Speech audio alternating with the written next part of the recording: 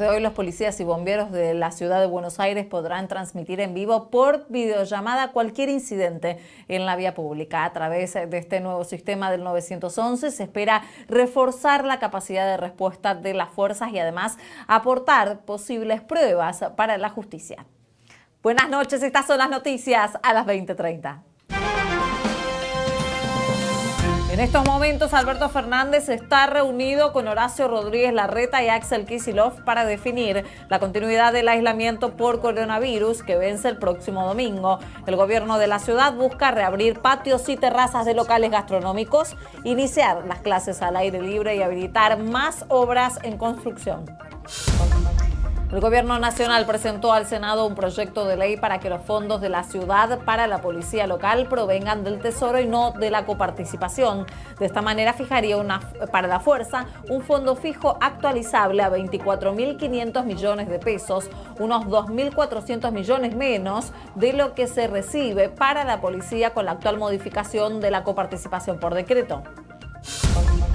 En la segunda jornada en la que rigen las nuevas medidas cambiarias, el nuevo dólar ahorro se ubicó en los 131 pesos con 31 centavos y subió 5 centavos con respecto a ayer.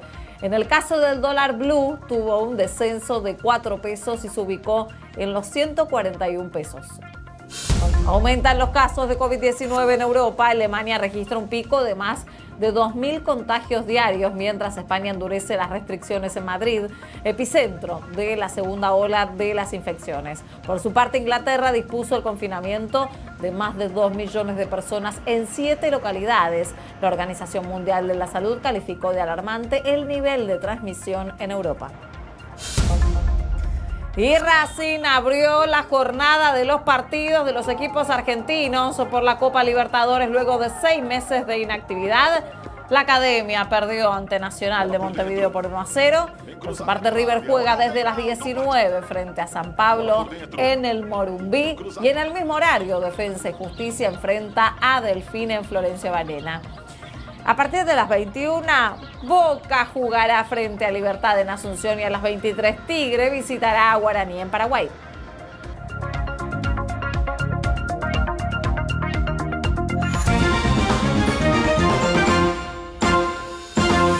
En estos momentos, el presidente Alberto Fernández está reunido con el jefe de gobierno porteño, Horacio Rodríguez Larreta, y con el gobernador de la provincia de Buenos Aires, Axel Kicillof, para definir una nueva extensión del aislamiento social preventivo y obligatorio que vence el próximo domingo.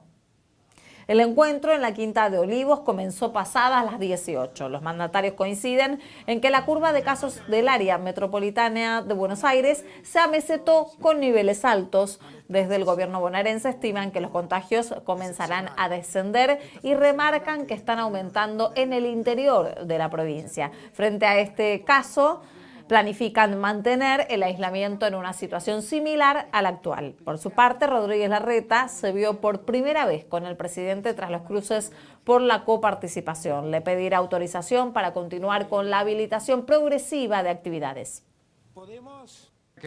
El ministro de Salud porteño, Fernán Quirós, afirmó que en los últimos 14 días se registró un descenso lento de casos. Detalló que el promedio móvil de los últimos 7 días es entre 1.000 y 1.100 casos. También explicó los motivos por los que considera apropiado ampliar los espacios gastronómicos al aire libre. Nosotros decimos, ampliemos esa alternativa, sobre todo llevémosla a cada barrio, para que la gente en el propio barrio haga el encuentro y no lo haga circulando a lugares de concentración. Y eso, por supuesto, significa también aprovechar las terrazas y los lugares abiertos que tienen los restaurantes y los bares, porque no tenemos tantas calles para cortar, claro, ni tanto espacio público para dedicar a esta función. Además, el gobierno porteño presentó a las autoridades nacionales el protocolo para iniciar las clases al aire libre. El objetivo es revincular a los estudiantes con la comunidad educativa. La escuela en la calle, esa es la idea del Ministerio de Educación porteño. En principio se piensa en los 6.500 niños que perdieron contacto con el colegio. Se les daría apoyo escolar y taller de lectura en turnos de 1 hora y cuarto en plazas, una por barrio. Los padres deberán anotar a sus hijos en un 0800 que dispondrá el gobierno de la ciudad para que puedan sacar el turno. El segundo paso es llevar a clases a los más de 30.000 estudiantes de fin de año. 2 horas, 2 veces por semana, en una calle, ya sea frente al colegio o lateral, que será cortada. Yo, al ser un colegio industrial, cuando tengo los talleres, ahí me enseñan, como es mi último año, me enseñan los motores, conexiones industriales, sobre instalaciones eléctricas, conexiones electroneumáticas. Y la verdad que yo en mi casa, desde una computadora, no puedo hacer todo eso. Y en el colegio están todos los requisitos para poder hacer esas instalaciones. Por último, el nivel superior. Son menor cantidad de alumnos, pero consideran que necesitan interactuar con los docentes. Bueno, yo arranqué la facultad de psicología, es mi primer año y es un cambio gigante de la secundaria a la facultad. Entonces cuesta todo al ser virtual, uno quiere preguntar o algo y capaz los profesores tardan en contestar, en dar una respuesta y no es lo mismo que estando enfrente de los profesores. Puedes levantar la mano, puedes consultar tu duda y cuesta un montón. El objetivo es comenzar el 28 de septiembre si Nación aprueba la iniciativa. Por su parte, el ministro de Educación de la Nación, Nicolás Trota, adelantó que el lunes se evaluarán la propuesta en una reunión conjunta. Señaló que la ciudad es el distrito con mayor circulación del virus y advirtió que no quiere exponer a los chicos al riesgo de concurrir a la escuela. Afirmó que la mejor respuesta pedagógica que se le puede dar a los alumnos que perdieron vínculo con el ámbito educativo es garantizarles la conectividad. Contó que están esperando el listado de los estudiantes para repartir las computadoras y para que los trabajadores sociales y educativos se puedan acercar a esos hogares. En la edición vespertina del reporte de coronavirus, el Ministerio de Salud de la Nación informó la cifra más alta de casos diarios desde que comenzó la pandemia. Se sumaron 12.701 casos y de esta manera se superó la barrera de los 600.000 contagios desde que empezó la pandemia. Hay además 456.000 recuperados. Del total de casos, más de 6.300 fueron en la provincia de Buenos Aires y más de 1.100 en la ciudad. Santa Fe sumó más de 1.300 casos, Córdoba más de 700, Mendoza más de 500, Salta y Tucumán más de 400. Además, se notificaron 345 muertes en las últimas 24 horas. 214 eran residentes de la provincia de Buenos Aires, 24 eran porteños, 22 que residían en Jujuy, 16 de Santa Fe y 15 en Salta. Otras 12 provincias registraron menos de 10 muertes cada una y el total de víctimas fatales es de 12.460 en la Argentina. La cantidad de internados en terapia intensiva subió 3.108. Pacientes son los que entonces están en esas unidades especiales. Esto representa una ocupación de camas del 60,1% en todo el país y del 67,3% en el área metropolitana. Hoy, la Cámara Argentina de Shopping Centers, que nuclea a locatarios y comerciantes, protestaron por primera vez para reclamar precisamente por la reapertura de los 41 centros comerciales que funcionan en el área metropolitana. Aseguraron que ya tienen preparados los protocolos sanitarios y que necesitan volver a operar o la situación del sector va a empeorar. En sus autos, comerciantes, locatarios y algunos empleados realizaron una caravana alrededor del Shopping Abasto para pedir la reapertura de los establecimientos. Confíen en nosotros estamos preparados, tenemos los protocolos, vamos a cuidar a nuestros clientes, vamos a cuidar a los compañeros, a los empleados, pero necesitamos volver a girar la rueda. Mientras que afuera sonaban fuertemente las bocinas, adentro del lugar, los enormes pasillos con señales de cuidado ya preparados estaban en silencio. La Cámara Argentina de Shopping Centers aseguró que un 25% de los locales ya no van a abrir el día que reinicien las actividades y que un 95% de estos son pymes. Con sus locales cerrados y con carteles que indican la cantidad de personas que pueden estar adentro del lugar, los empresarios esperan una respuesta positiva de parte del gobierno. Entendemos que estamos discriminados con el resto del comercio en la ciudad. El comercio en la ciudad ha abierto sus puertas en forma paulatina, inclusive ahora está la totalidad del comercio abierto en las arterias principales, en las galerías comerciales que son cerradas y los centros comerciales siguen relegados en la apertura y no entendemos por qué. Es incomprensible que no permitan la apertura y que los otros locales estén abiertos, porque la gente que está caminando en las veredas, vos no sabés si tiene fiebre. En cambio, el que esté dentro del shopping sí vas a saber porque no lo van a dejar entrar. Los comerciantes que sostuvieron la bandera que expresaban la necesidad de trabajar se fueron del lugar rápidamente y con la esperanza de que la próxima vez que vuelvan sea para una apertura del establecimiento.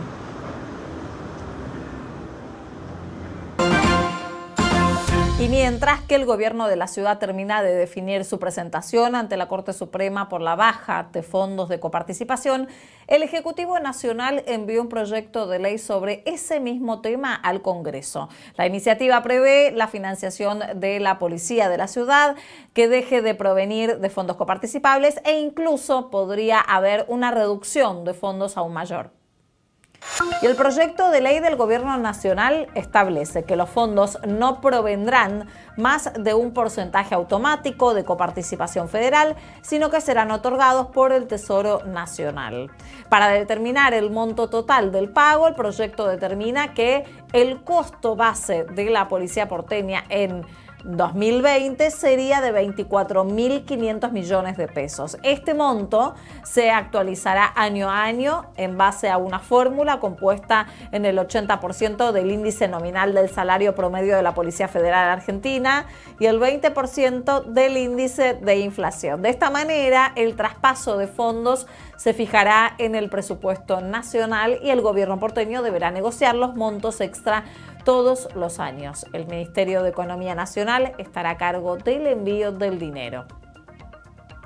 El proyecto ingresaría a través de la Cámara de Senadores, donde el oficialismo tiene mayoría para aprobarlo. Allí se espera un tratamiento prioritario y rápido. En diputados, el Frente de Todos deberá buscar consenso con otros bloques. Si se aprueba la coparticipación, podría volver al 1,4% original de antes del traspaso de fondos de la policía instrumentado por el expresidente Mauricio Macri en el año 2016. Además, los fondos estipulados en el proyecto representan 2.400 millones de pesos menos que lo que recibiría la ciudad aún con la reducción ya determinada por decreto. Y a través de una videoconferencia, el presidente Alberto Fernández participó del anuncio de inversiones de la empresa brasileña Santana Textil para su planta industrial ubicada en la provincia de Chaco. La compañía destinará $12 millones para la adquisición de maquinaria, la incorporación de 132 trabajadores y la realización de obras de infraestructura. Alberto Fernández aseguró que Brasil y Argentina tienen que explotar mucho más el mercado común y expresó su intención de fortalecer la integración entre ambos países. En declaraciones a la prensa, el expresidente Eduardo Duhalde afirmó que Alberto Fernández está grogui. Además de usar esta calificación, lo comparó con Fernando de la Rúa y con él mismo cuando asumió en el año 2002. Aseguró que el presidente ya no contesta y señaló que cuando se administra una crisis es necesario pedir ayuda porque hay muchos problemas e impactos psíquicos. Hace menos de un mes, Duhalde advirtió que podría haber un golpe de Estado, luego pidió disculpas y lo atribuyó sus declaraciones a un comportamiento psicótico momentáneo y desenganches de la realidad.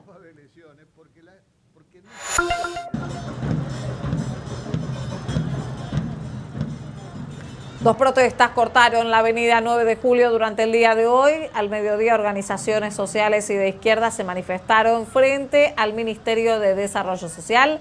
La protesta fue para rechazar el pago al Fondo Monetario y para reclamar planes sociales y laborales. El corte, a la altura de la calle Moreno, se extendió por 5 horas. Más tarde comenzó otra manifestación de militantes de izquierda, sectores precarizados de la economía y residentes de tierras tomadas. Aún continúan concentrados en el obelisco. Y en la segunda jornada en la que rige el nuevo dólar ahorro, la divisa subió 5 centavos y se ubicó en los 131,31 centavos. Por su parte, el dólar blue retrocedió 4 pesos y se ubicó en 141 pesos. Y además el gobierno nacional que convalidó por decreto el desplazamiento de los jueces Bruglia, Bertuzzi y Castelli. Quédense, porque estos y otros temas están aquí en instantes en Noticias a las 20:30. Cuídate sin miedo, cuidémonos con responsabilidad. Si estás en tu casa, en el Canal de la Ciudad, te hacemos compañía. Quédate en casa, quédate en el Canal de la Ciudad. Entre todos, podemos prevenir el coronavirus. ¿Cuáles son sus síntomas? Fiebre, dolor de garganta, dificultad para respirar, mucosidad, tos seca. En caso de presentar estos síntomas, llama al 107. Cuídate con responsabilidad. Cuidémonos sin miedo. Canal de la Ciudad.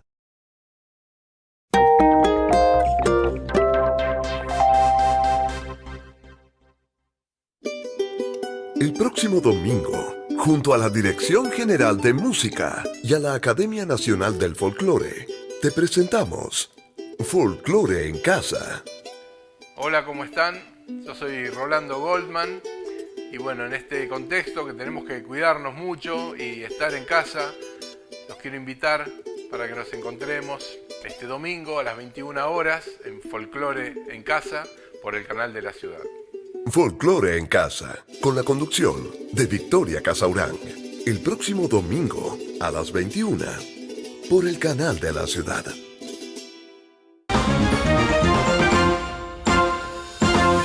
El ministro de Economía, Martín Guzmán, afirmó que las medidas anunciadas por el Banco Central en materia cambiaria tienen como objetivo dejar de perder reservas. Lo que hoy tenemos es que el 99%... Guzmán explicó que la estabilidad cambiaria es un activo para toda la economía y sostuvo que prohibir el dólar ahorro no es la solución, sino que se busca abordar el problema de manera integral. El ministro de Hacienda además señaló que por razones de demanda se enfrentaba a la pérdida de reservas de dólar ahorro y porque las empresas que tienen una deuda financiera en dólares no tienen incentivo de refinanciar esas deudas. Y por otra parte, el presidente del Banco Central, Miguel Pelle, que sostuvo que Argentina tiene un problema estructural con los dólares, se aseguró que no se evalúa la posibilidad de prohibir un dólar ahorro. Un cepo total muy difícil porque siempre hay gente que necesita dólares por diversas circunstancias, aunque sea en cantidades menores. Así que, y especialmente, bueno, la Argentina es un país conectado con el mundo, compramos incluso con nuestras tarjetas de crédito en forma remota con el exterior, así que un cepo absoluto muy difícil, diría yo, de aplicar, ¿no? Y en el segundo día de vigencia de las nuevas medidas para la compra de dólar ahorro, la cotización del dólar para la venta al público cerró a 79 pesos con 59 centavos, con una suba de 4 centavos con respecto al día anterior. Por su parte, el dólar mayorista, que subió 7 centavos y se ubicó en 75 pesos con 32, en tanto el nuevo dólar ahorro se ubicó en los 131 pesos con 31 y subió 5 centavos con respecto al día de ayer. En el caso del dólar blue, tuvo un descenso de 4 pesos y se ubicó en el día de hoy en 141 pesos. Una familia necesita 45.478 pesos para no ser pobre. La canasta básica total registró en agosto un aumento del 2,1% respecto al mes anterior. Esto es un 37,8% más que hace un año.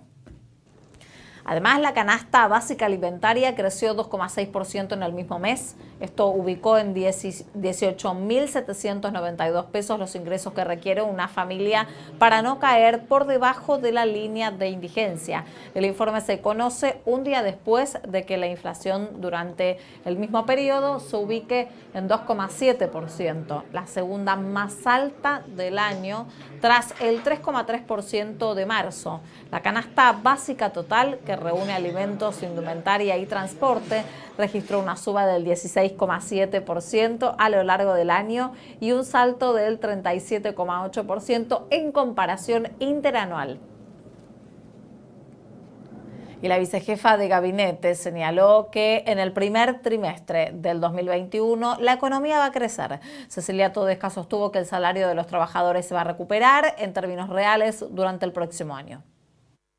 El primer trimestre del año que viene estaríamos, digamos, empezando a transitar esta post-pandemia, que por supuesto no va a ser de un día para el otro, sino que es más una película, ¿no?, en donde podamos ir pasando lentamente la página. La masa salarial se recupera en términos reales, tal cual está prevista en el presupuesto. ¿Por qué?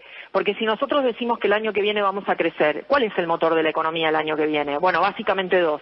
El consumo, tenemos la inversión, no solo la pública sino la privada, que también la vemos creciendo, desde valores muy, muy deprimidos, pero la vemos creciendo, y bueno, después también están las exportaciones.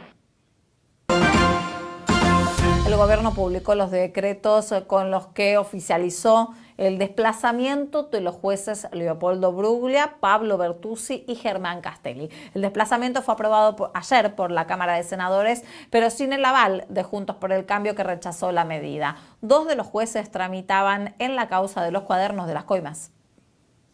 Los decretos son el último paso para oficializar esta medida. A través de estas normativas, el presidente Alberto Fernández deja sin efecto el traslado dispuesto por el expresidente Mauricio Macri, también por decreto en el año 2018.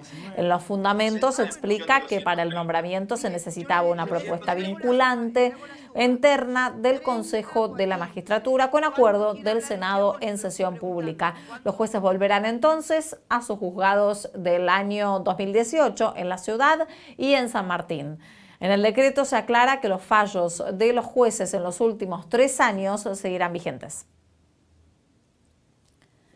Y en tanto, la Cámara Federal de Casación dio por hecho el regreso de los jueces a sus juzgados de origen. El tribunal decidió hacer cesar las subrogancias, es decir, desplazó a los jueces que estaban reemplazando a Bruglia, Bertuzzi y Castelli, y pocas horas antes los magistrados habían pedido certezas a la Corte Suprema sobre cuál será su lugar de trabajo y además también solicitaron licencia hasta que se defina su situación. Los magistrados alegaban justamente que los puestos que ellos tenían ya están ocupados. La reconocida diseñadora de modas, Elsa Serrano, murió de asfixia por inhalación. El hecho ocurrió tras un incendio en su propio domicilio en la calle Maipú al 900 y las causas todavía se investigan. El incendio ocurrió en la tarde-noche de ayer. Trabajó en el lugar el Cuerpo de Bomberos de San Telmo y la Brigada Especial de Rescate. Ambos equipos ingresaron por el edificio lindero y entraron por la ventana del 3er piso. Si bien lograron contener las llamas, no pudieron rescatarla con vida. Por la mañana se confirmó la identidad y la causa. Elsa Serrano falleció por el humo que provocaron las llamas. No hay intervención de terceras personas, está descartado ese. Así que bueno, no habría ningún imputado, fue una desgracia. Ya está realizado, vamos a reconocer el cuerpo y nada más. Está corroborado. Intervino bombero de la ciudad, intervino policía, intervino criminalística, la fiscalía y estamos con los familiares por reconocer el cuerpo. Sin embargo, agentes de la policía y bomberos seguían trabajando en el lugar intentando determinar las causas del incendio, que aún se desconocen. El departamento obviamente está quemado, obviamente tiene los daños producto por el fuego y demás. ¿Más afectada, comisario? ¿Cómo? ¿Cuál es la parte del departamento más afectada? La parte de la habitación. Elsa Serrano tenía 73 años y era reconocida por sus más de 30 años de trayectoria en el rubro de diseño.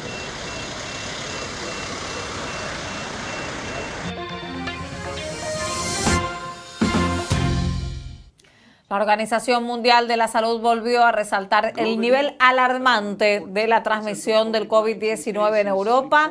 También rechazó la reducción del tiempo de 14 días de cuarentena, como hicieron Francia y Reino Unido.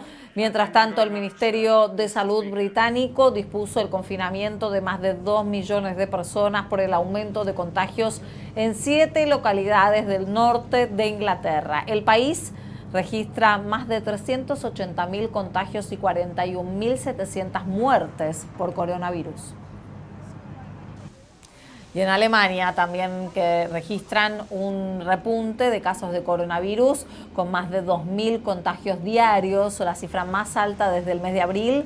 El país superó los 265.000 casos positivos con un aumento gradual desde finales de julio. Por su parte, España, que se prepara para endurecer las restricciones en Madrid, la capital, epicentro de la segunda ola de contagios, reportó la mayor parte de los 100.000 nuevos infectados registrados en los últimos días. Hay más de 600.000 casos y 30.000 fallecidos desde el inicio de la pandemia.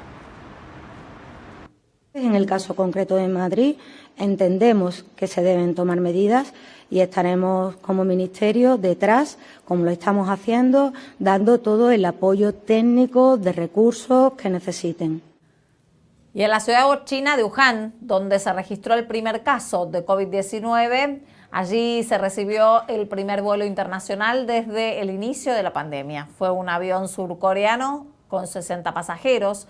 Tras haber cumplido 32 días sin contagios locales, Wuhan habilitó ahora los vuelos con estrictas medidas sanitarias que incluyen que los pasajeros presenten un test negativo de menos de 72 horas. En el último día, China registró 9 casos positivos de personas procedentes del exterior. El equipo del opositor ruso Alexei Navalny afirmó que se encontraron restos de sustancias neurotóxicas con la que se lo envenenó. El hallazgo se produjo en una botella de plástico recuperada en la habitación de un hotel ruso donde se alojó. Sus colaboradores difundieron un video en el que recogen posibles indicios en la habitación donde luego de que Navalny se descompensara. Hace pocos días, el dirigente publicó un mensaje y una fotografía desde el hospital en el que se recupera en Alemania.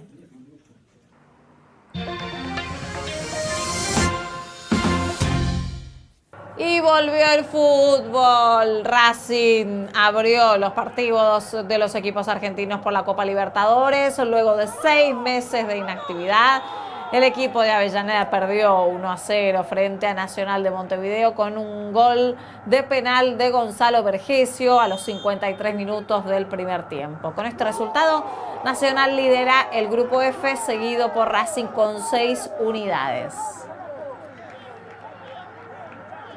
Y River, que empató con San Pablo en el Morumbí 2-2. Goles de Rafael Santos Borré y Julián Álvarez y defensa. Y Justicia le ganó a Delfín de Ecuador en Florencio Varela 3-0. A partir de las 21, Boca jugará frente a Libertad en Asunción. Y a las 23, Tigre visitará a Guaraní en Paraguay.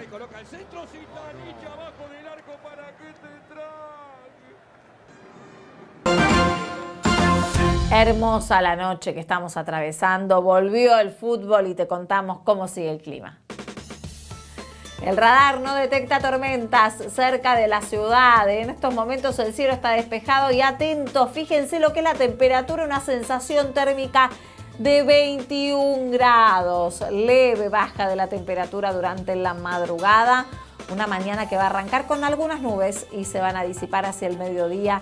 La mínima será de 12 grados, pero la térmica va a subir rápidamente. Tendremos otra tarde agradable en el día de mañana, un viernes con mucho sol, pero con temperatura algo más baja que la de hoy, con una máxima de 20 grados. Hermoso, ¿eh? Una noche despejada con 16 grados de térmica en el día de mañana.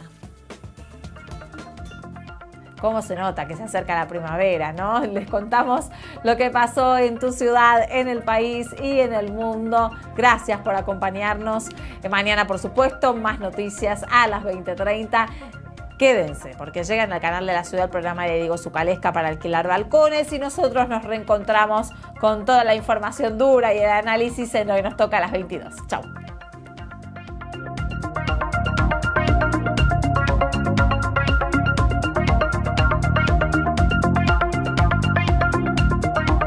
Cuídate sin miedo.